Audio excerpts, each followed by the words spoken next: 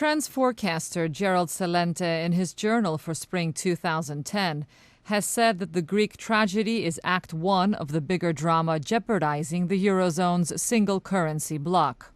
Will economic conditions continue to deteriorate throughout Europe?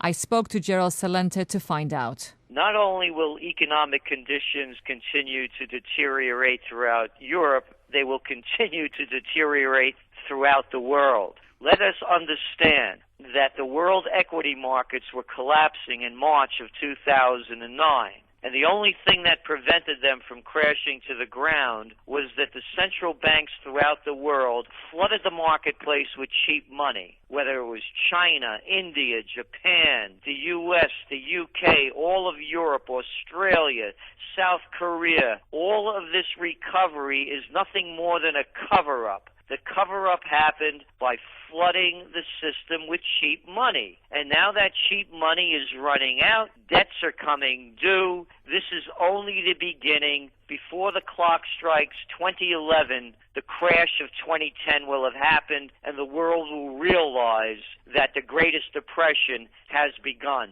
Draconian austerity measures, including wage and pension cuts and increases in taxes, have been implemented on the Greek people. Do you believe that more measures will be announced? Yes, more measures will be announced. They will try to squeeze the little people every way they can. And it's not only Greece, it's worldwide. Every time they have to bail out the banks, and let's call this what it is, when they use these fancy words like sovereign debt default, all it is saving the banks that made bad bets. So in order to bail out the banks, they're going to try to get every penny they can from the working people, whether it's in Greece, the US, the UK, you name it. They call them austerity measures, but all they are taxes to cover the losses of the big banks and financiers. What we're looking at is really Workers of the World 2.0. We're looking at the beginning of a major worldwide revolt against the people, against the rich financiers. It's happened before in history, and it's happening again. Now, Mr. Celente, do you foresee Greece leaving the Eurozone?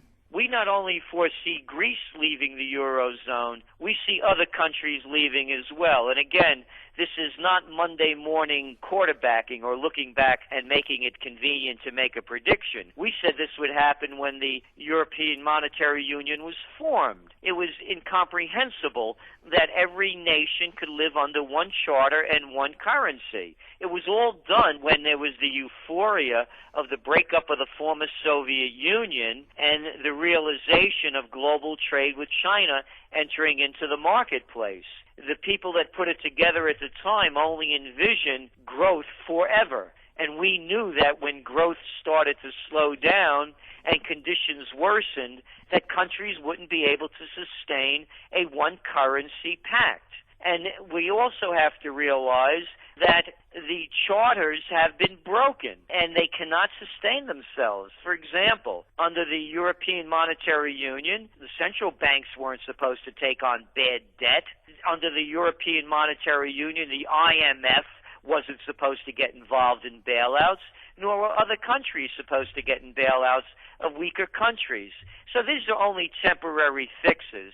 We can see many countries going back to their old currencies and going it alone. When do you predict Greece leaving the Eurozone? It's difficult to put a timetable on it because they come up with schemes undreamed of. It was against the European Monetary Union Charter for the IMF to bail out other countries, to become involved in it. So they keep changing the rules to suit themselves. It's hard to put a date on it, but we would say within 3 years, 2 to 3 years.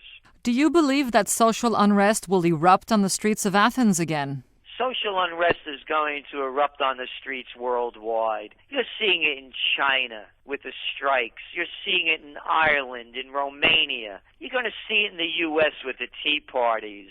As a Bronx boy originally, my saying is, when people lose everything and they have nothing left to lose, they lose it. They're losing their homes. They're losing their jobs. They're being thrown out into the streets, all at a time when their taxes are increasing, when they're expected to pay more to help bail out the big guys. As I said, this is Workers of the World 2.0. It's the beginning of the Great War we're seeing that will be the first Great War of the 21st century. As economic systems first break down, social systems later break down, and then they take the people to war.